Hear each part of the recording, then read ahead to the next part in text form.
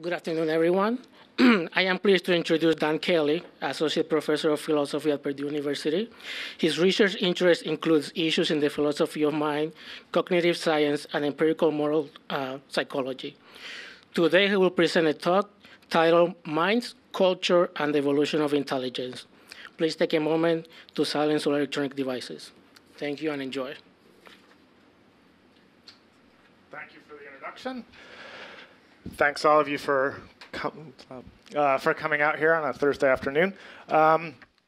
So just a brief overview of the talk. I'll try and be short and sweet, but in case anyone gets lost or in case I get lost, this will help remind us. So I'll just tell you a little bit about myself in a little bit more detail than the introduction and how I got myself involved in talking about something which I'm sort of manifestly unqualified to talk about with any expertise. But the way I'll set this up is I'll talk a little bit about some of the stuff I'm interested right now, work on the evolution of human cognition and some trends that I see manifesting in different approaches, and a nice dovetailing with some of the stuff that's going on in philosophy of mind and the foundations of cognition in general, and people who are thinking about how human intelligence and human cognition evolved in particular. And then I'll take that framework and just say a couple of things about some of the questions which I thought I was in a position to say something about, given the framework that I'll set up right in the beginning of the talk. So again, my training is as a philosopher. I'm in the philosophy department here at Purdue, but the kind of philosophy of mind I do is very much informed by work that's happening in the empirical sciences. So it's on the sort of boundary between traditional philosophic sort of armchair thinking about the way the mind works and cognitive science, people who are out there gathering data and coming up with models of cognition. I'm particularly interested in evolutionary approaches to human minds, to the behaviors that they typically tend to give rise to the ways that evolution has shaped the different social arrangements that humans have and how those social arrangements are unique in nature, and the nature of intelligence sort of in general. So some of the work I've done is on, and various of these issues will make an appearance in the talk as it's to come. Some of the work that I've done is on disgust and other emotions and their role in morality, and their role in moral judgment, perhaps surprising role in moral judgment. I've also done work on the evolution and cognition of social norms. So they can be moral norms, they can be epistemic norms, they can be etiquette sorts of norms, different kinds of those.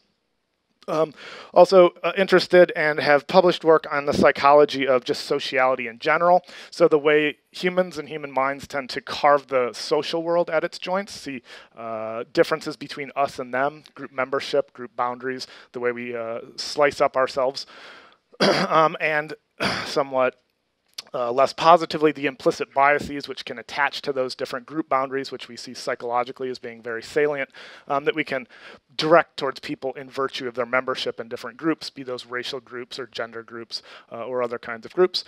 And then heading forward, this will come up at the end of the talk, getting more interested in naturalistic and empirically oriented work on the nature of persons and on the nature of personal identity. What does it take for a person to persist through time? What are the conditions under which a particular person can survive? And what are the nature of the selves that are the things that we think of as surviving over time, even in the face of certain kinds of changes?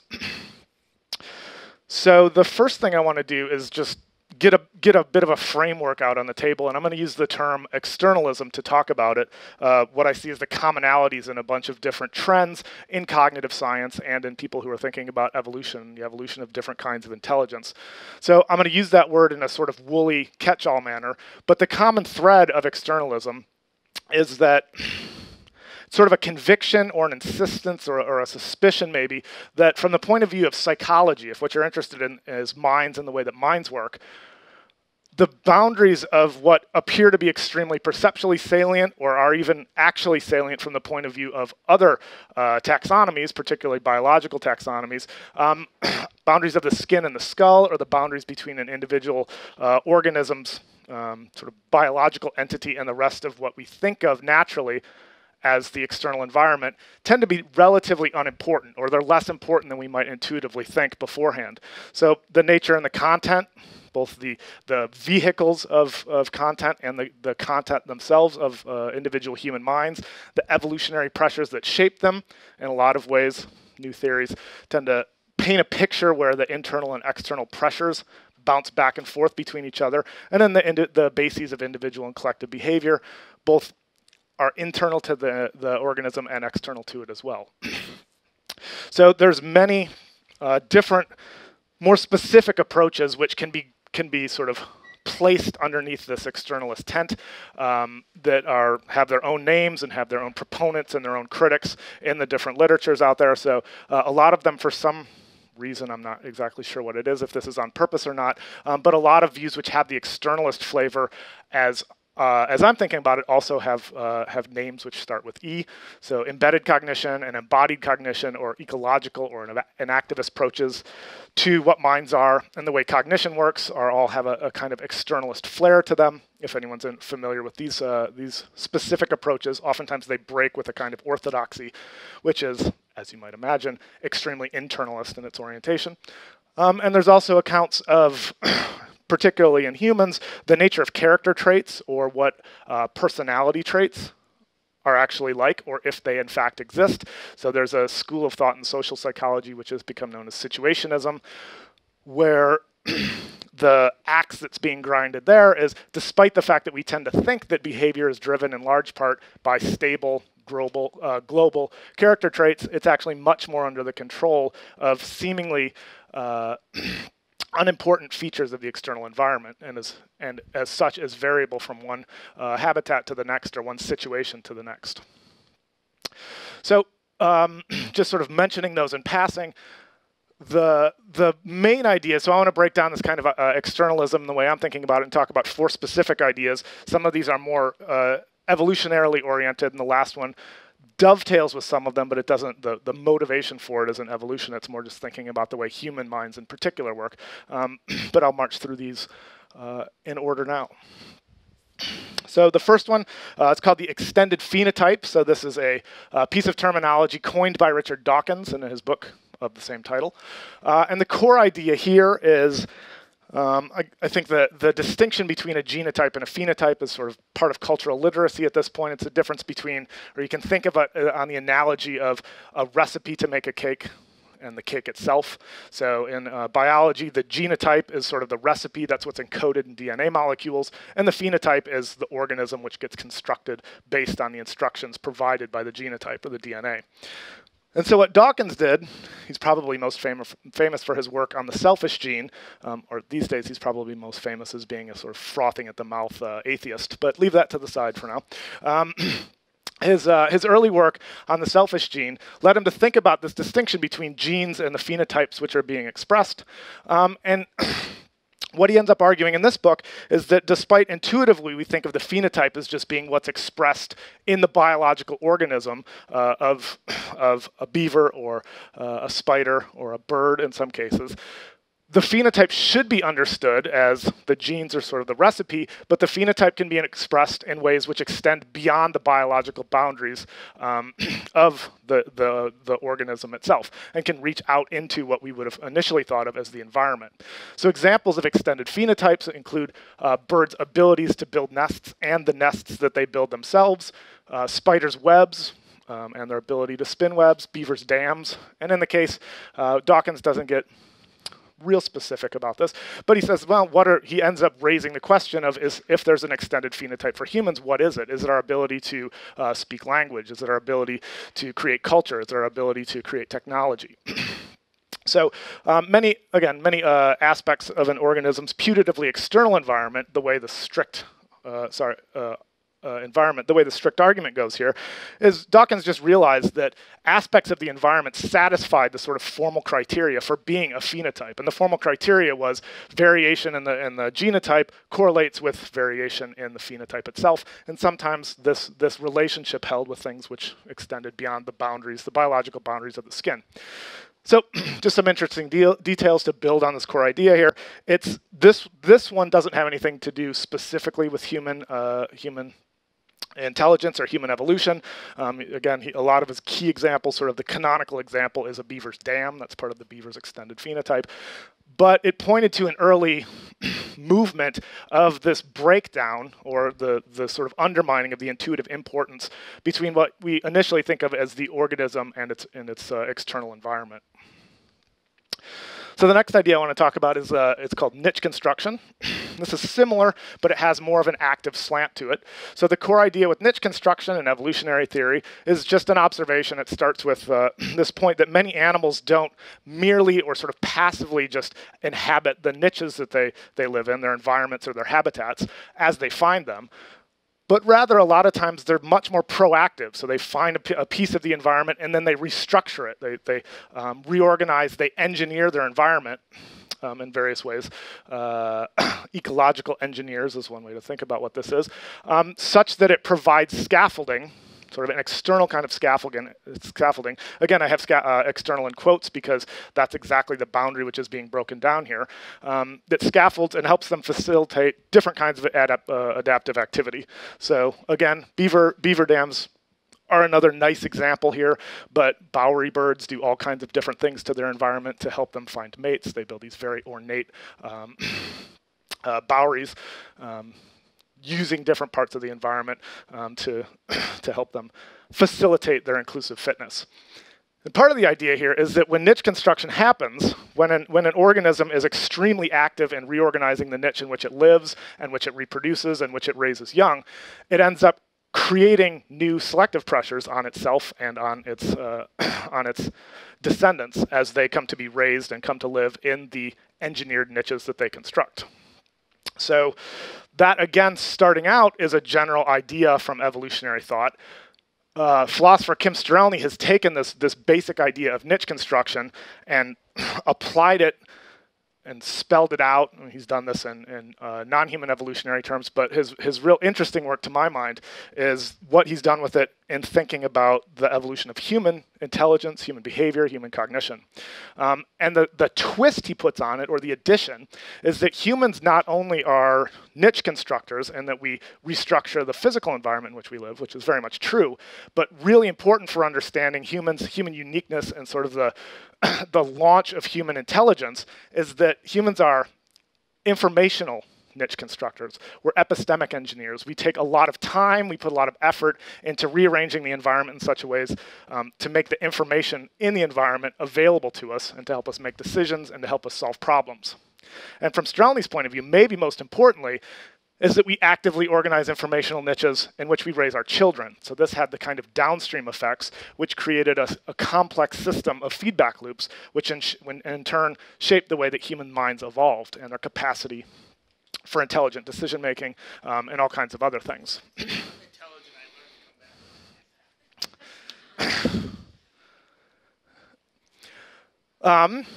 And again, so the basic idea of externalism here is the boundaries between what's happening inside the putatively biological organism and what's happening outside of it. From the point of view of biology, this is just one more sort of chip away at the idea that it's only what's happening inside someone's head, which is really important. For humans, by sort of externalizing a lot of the information, by raising our kids in an environment which has a lot of sort of shape and information built into it, we set up more and more of these feedback loops so that kids don't come into the world with a lot of innate structure built into their head. They don't have to know everything when they're born, which is going to help them survive. What they have to be able to do is pick up information from others and from the environment in an extremely quick way. And our minds evolved in the face of the adaptive pressures that were created by exactly this kind of epistemic niche construction. So another similar idea, different sort of emphasis, but certainly similar in spirit, talks about these ideas and is specifically about humans in terms of culture and coevolution. So probably the two most prominent theorists in this vein are Rob Boyd and Peter Richardson. So one of them is an ecologist and the other is an anthropologist. They have a long-standing collaboration, this great book called Not by Genes Alone, which I'm actually teaching in one of my seminars right now. And their idea, what they really want to understand is the uniqueness of human cognition, the uniqueness of human culture, the uniqueness of human intelligence, how our brains got so big, how we're able to cooperate on a scale that we've come to dominate the planet.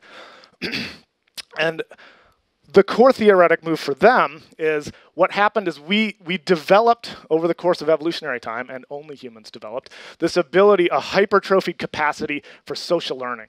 So when they talk about social learning, that's kind of what they mean by culture. The nuances of the term culture for them are different than the term culture and how it's used sort of in the vernacular. For them, culture is basically any information. It can be a belief, it can be a skill, it can be a kind of value, it can be a social norm. It's any kind of information that's not innate. It doesn't start out internally inside the head of an individual human, but you pick it up from your peers. So you don't have to learn it from anyone else. You can just imitate someone else, or you can just pull it out from your cultural environment. So on their view here, the contrast class for cultural information is genetic information, which is biologically transmitted. Cultural information for them, it's contained in brains, but it can also be externalized from brains. It can be housed in computers. It can be manifest in behavior. It can be written down in books. It can be realized in all different sorts of technology. So their story about why humans are this spectacular anomaly from the point of view of evolution, from in the biosphere, from the point of view of intelligence, is that humans had this capacity to transmit information socially. It hypertrophied, and after a while, the culture, the sort of information that we could pass from one person to the next and from one generation to the next, began to accumulate. So innovations and advances and intelligence of a sort began to accumulate over the course of evolutionary time. And what we had is a snowballing repository of information. Sort of Pat Kane, my colleague who just gave another talk, would probably wince to see that I used the word wisdom here. But it came to contain the wisdom of our forebears. So when you're born into a culture or a tradition or a group, you don't have to figure everything out on yourself, and you don't have to just learn what everyone else who's alive at that time figured out. You can sort of take on board things that have been figured out and passed down from ages and ages and ages. And that sort of culture that we're all marinating in came to act as another kind of inheritance system, one which is operating in parallel with our genetic inheritance system. We still have genetic inheritance system like most other creatures in nature, but unique to humans is that we have a coevolution between our cultural inheritance system and our genetic inheritance system. So they operate in parallel. They're passing information down through the ages, down from one generation to the next, but they're also sort of engaged in a series of complex coevolutionary feedback loops. So over the course of time, sort of what separated humans, what made our minds different, according to this point of view, is that they had to become extremely good at accessing, using, transmitting all this sorts of socially transmitted cultural information. This became extremely important to human survival, is having minds that could sift through all this information which is out there in the cultural atmosphere. So the idea for them, why our minds are unique in nature, why the kind of intelligence we have hasn't happened in any other instance or any other species, at least on our planet, is that we've been marinating in culture for an extremely long time, and our minds have adapted to the fact that culture is what we need to be able to absorb and be able to use. So one of their quotes, human species is a spectacular anomaly, and the evolutionary system behind it is pretty anomalous as well. The evolutionary system here is that co-evolutionary feedback loop. So culture itself, another way to put this point, is that it became part of the design problem for the human mind. It became one of these adaptive problems that human minds were shaped in the face of. They became sophisticated to deal with exactly this sort of thing in their environment. Not their physical environment, but their cultural, their informational environment. And as a result, the intelligence, what makes humans intelligence, on an individual scale, comes from the fact that we have this suite of hypertrophied cognitive mechanisms to help us deal with social learning. We have certain bells and whistles which make it even more powerful. We have biases on who we choose to learn from, who we choose to emulate, who we choose to soak up cultural information from. And those cognitive mechanisms, again, they help us transmit, use culture and different kinds of technology. So another interesting perspective on this, one of the reasons that this is a really nice framework to think about human evolution through, is that it allows you to span and sort of move naturally back and forth between the level of an individual head and the sorts of intelligence or the sorts of cognitive machinery we should expect individual people to have, and the sense of, and this might be a stretch of the use of the term, but I'm never quite sure what people mean when they talk about intelligence anyway. So there's a sense in which human intelligence isn't an individual achievement. Human intelligence is, again, it's sort of the accumulated wisdom of our forebears. It's the repository of culture that we collectively, as a species, has created and added to and sort of given innovations and improvements with over the course of evolutionary time. So the power of the cultural inheritance system as a whole allows us, or allows it to sort of do our learning for us. We don't have to figure everything out all in one lifetime, or anytime we need to figure out something, we don't have to start from scratch or go back and reinvent the wheel. We can take what came before us and sort of build on it and improve on it. So cultural evolution is cumulative and it's also gradual. And intelligence, again, it's something which is built up slowly, slowly, slowly over the course of time. Different kinds of intelligences can take root in different kinds of human traditions or different sorts of groups and different sorts of tribes, is the way they initially came to think of it. And this leads to another part of this, the suite of social cognition that culture bequeathed to us, is we tend to see the social world in very distinct kinds of terms. We see it in tribal terms, even when we no longer live in tribes. So final sort of interesting or key idea, I think, here, from the point of view of externalism, is the extended mind thesis, which you may have heard of before, because if you've heard of anything fitting the description of externalism the way I'm thinking about it, it's probably this one, because it's the most extreme form of it. And the idea here, this has been defended by Dave Chalmers and Andy Clark, most famously. The idea here, they're making an argument, it's not coming from evolutionary grounds primarily, but the argument is that human cognitive processes, mental states, human minds themselves sort of bleed out beyond the boundaries of the skin and the skull all the time. And they've been doing this since way back. So when their argument in extreme stick figure form here, is that when some putatively external, and you got to put those scare quotes there again as well, when some external part of the epistemic environment or some piece of culture or some piece of technology is properly functionally organized, and it's functionally organized in a way that it's sort of intimately connected with or sufficiently integrated with the rest of the individual's mental processes, so what we sort of take as the base case. If anything's a mental process, it's what's going on inside my brain. And then if you have some piece of technology which is sufficiently integrated, and they give some rough and ready criteria on this, then the right thing to say about it is that even though it's not a part of your brain, even though it extends beyond your skin and skull, the right thing to say about it from the point of view of psychology is that it's just as much a part of your mind as your cerebral cortex is. If it's performing the information processing, if it's connected in various ways, if it's functionally integrated, then actual mental states and genuine mental processes can sort of extend beyond the biologically salient but psychologically unimportant boundaries of the skin and the skull. So, like I said before, this is the most extreme form of externalism. Its emphasis and its motivation is more certainly its defenders know about evolutionary theory and they want what they're saying to be consistent with it. But Andy Clark, he wrote this book called Supersizing the Mind. One of his earlier books was called Natural Born Cyborgs.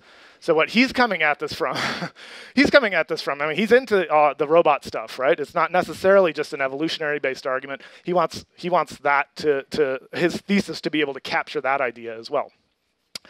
So there's a nice picture of Andy Clark, and this is him commenting on the fact that he thinks what makes human intelligence really unique is that we're able to incorporate all kinds of different problem-solving pieces of our environment in a way that other species just aren't. This is what sort of makes the human mind really interesting and special. Again and again and again, one too many agains, we act so as to stabilize our local environments in a way that simplifies or enhances problem solving.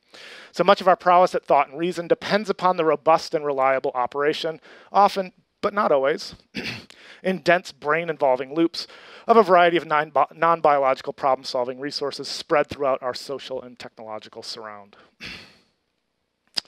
All right, so that was sort of some of the trends and what I think are the most interesting and promising and potentially fruitful sort of movements in the evolution of human thought and in just the nature of cognition in general. Can we say anything interesting about the singularity or what's going to happen to us when the machines rise up or when technology takes off in the ways that people who are into the singularity think it might? So the first thing, this was sort of an abstract of the talk, and the more I thought about it, the more I was unsure I had anything really interesting to say about it. But I'll say a little bit something about it. From the externalist perspective, I think most of what that does, if you buy into some of the main tenets, if you think some of what the different theorists out there who have an externalist bent say is plausible, then it kind of undermines or at least shears a lot of the connotations that at least I had attached to this idea of artificial when it applies to intelligence. So artificial, if you're thinking about human minds and how they evolved, to say that if an intelligence is non-biological, that's what makes it artificial, where you're ruling out huge swaths of sort of what humans now, before the singularity, use in order to execute intelligent activities or solve problems in intelligent ways. If you mean it's located outside of brains, somehow intelligence escapes the purely biological constraints of the brain, that's happened long ago, according to a lot of these theories. It happens all the time. Technologically or culturally enhanced. Human evolution is in part a product of the fact that we have enhanced our own intelligence by adding these small innovations to the cultural inheritance system over time and let it evolve, and then our minds have been shaped in the face of the need to use all that information in the cultural inheritance system. Constructed or improved by human innovation and effort. Once again, the current structure of even the internal parts of our own mind are largely shaped by the fact that we have to be able to use all the innovations which pile up in culture as we move down through the generations. So indeed, on this view, many of the promising theories suggest that the ability to externalize intelligence and accumulate information was key to the evolution of modern humans, even before we start thinking about singularity sort of takeoff points.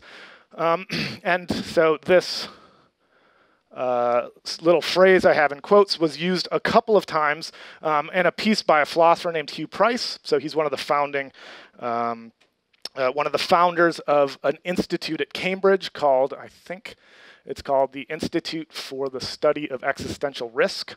So he's worried about these sorts of singularity kinds of threats. And the way he framed, at least a couple times, the way he framed the problem was we should be worried about when intelligence escapes its purely biological constraints. And I sort of get the gist of what he's talking about here, but if any of these theories are on the right track about how human intelligence got, both on an individual level and on a collective level, to where we are already today, the idea is that intelligence escaped and has been acting outside its purely biological constraints for a long time now. So here's a quote by Ray Kurzweil. I think it's Kurzweil. One of the things he speculates about, the nature of the singularity, is that eventually we're going to merge with our technology. Is that going to happen? Is that going to be one of the things which happens to us? So in his terminology, in the next epoch, the species is us, that ushered in its own evolutionary process. I would take issue with that, but I'll let it go for now. That is, our own cultural and technological evolution, as no other species has, will combine with its own creation and will merge with its technology. At some level, that's already happening. That I would agree with. Even if most of us don't necessarily have them yet inside our bodies and brains, since we're very intimate with that technology, it's in our pockets, literally in some of our cases. From the evolutionist, from the sort of externalist point of view, the evolutionary informed point of view, this isn't anything new. This isn't something sort of new in kind that we should be extremely worried about, because we've been merging with our own technology for as long as we've separated off from the rest of the hominid line. That's in part how we've gotten here. Part of what made us human was our immersion in culture and the fact that we've taken that in and externalized it and taken it in and externalized it. This merging process has been happening again and again and again.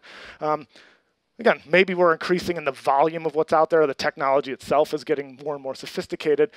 That's fine, but human nature has never been purely biological. We've been merging with our technology in a very real sense from way back.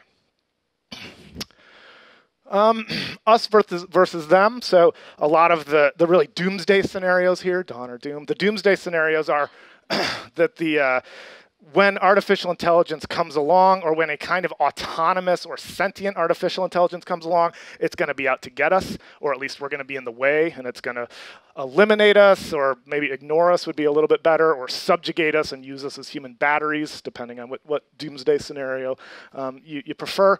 I just wonder about this, because part of thinking through the evolutionary sort of story about how humans conceive of the social world and how humans draw this distinction between us versus them. There's a bunch of different ways. It's very fluid.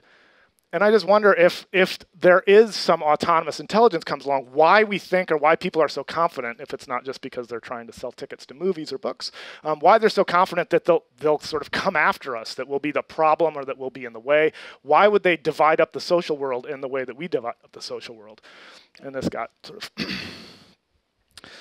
covered, but that's supposed to be, this might be one of those places where, and it's very easy to do. It's very easy to do when you're doing comparative psychology on other species. Maybe we're doing the same thing when we're doing speculative metaphysics about the potential singularity. Maybe we're projecting some of our own anxieties and some of our own categories onto what we think is going to come at us down the road. In any event, I haven't seen a good argument to think that they would divide up the social world in the same way we do, us versus them in the same way. And one more final thought on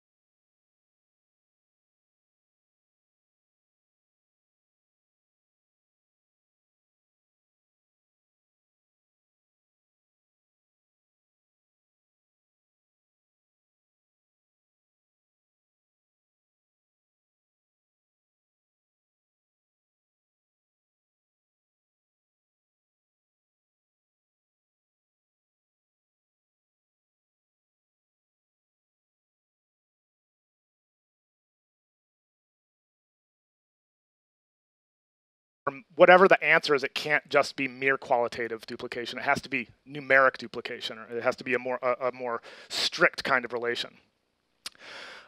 And that's going to be part of what gets hashed out when we argue about, and which philosophers have been arguing about for centuries now, what's packed into psychological continuity, and how we deal with cases where you have duplication, or even in the case of uploading, how you deal with cases. So let's say we zap your head and we figure out what's in there, and then you die, and then we wait 50 years, but we can sort of reconstruct you once the technology comes online. Is that you? Some theories say yes. Some theories say no. Some theories say it's only you if they only reconstruct one of you, but if they reconstruct two, then neither one of them gets to have whatever was in your bank account when you died.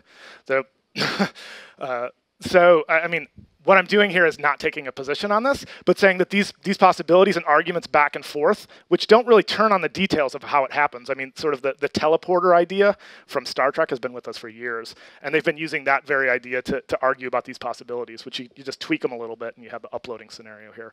I mean, I could assign a reading list, but I'm not going to bore everyone with every little move and counter move and distinction that's been made.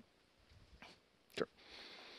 So actually dovetailing on that, and also looking at the notion of phenotype. So, you talked about this body of knowledge that we've accumulated and has been ingrained within our culture, within our various tribes and what have you. Just because it exists doesn't mean I necessarily have it. It doesn't necessarily extend to who I am just because it exists. Sure. So it causes me to consider the notion of agency. What role does agency play in all this? It plays a role which I didn't talk about and was orthogonal to most of what I talked about. But the way the arguments for the extended mind go, they presuppose that you have, so I mentioned that quote about there's lots of brain involving loops. So the way they argue about that is take whatever agency amounts to. When you have one of those, when you have a human brain, other pieces of the external environment or pieces of technology can become part of that mind, that agent's cognitive system, in virtue of integrating with it the right way. But that thesis in and of itself doesn't require you to commit to one account of what agency is, or another account of what agency is, or another account of what agency is. You can be agnostic on that. How agency came about, complicated story. I don't have an answer, but I'm not going to speculate, even though I kind of want to.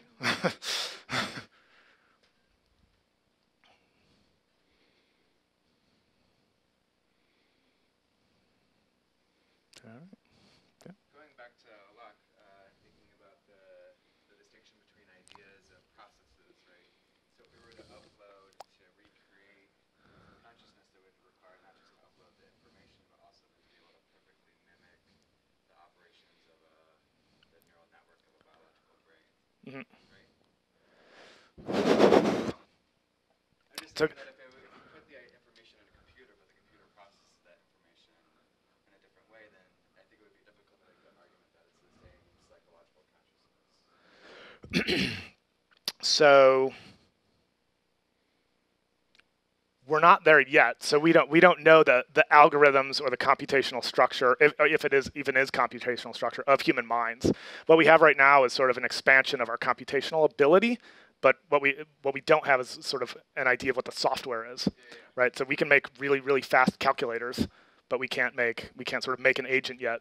We can't make a duplicate of a human mind quite yet. So one way to interpret your question is, if we could do that, let's say 50 years from now, I can zap you and figure out exactly what the algorithmic structure is, and then just run the same algorithmic structure on my iPhone. So one way to ask to understand what you're asking is, would the iPhone be conscious? Use that word, conscious. And the answer to that is, I think, yeah. Some people think no, but nothing I've said here commits you one way or the other to that. I feel like I've made that move 3 times now. What I've said here doesn't commit me to what you're asking about. But you might think, just to connect it to something I have said, you might think that a kind of continuity of consciousness is a really important component to the kind of psychological continuity that's required for actual personal identity, not just sort of a duplicate of what's happening in your mind, which has the full range of conscious experience, but that's actually you. And the weird, I mean, that has some intuitive heft to it. You think that your experience is a really important part of who you are, but if you build in the kind of conscious continuity into the psychological continuity, if that's your view of what personal identity is, it seems like we become new people every night when we go to sleep and wake up the next day. There's breaks in consciousness all the time, and we don't think that that's a new person. So it's intuitive. Like you sort of want to grasp onto that when you build an account of what kind of psychological continuity is required for personal identity. But that breaks down sort of. It's certainly not the one we use on a daily basis, right?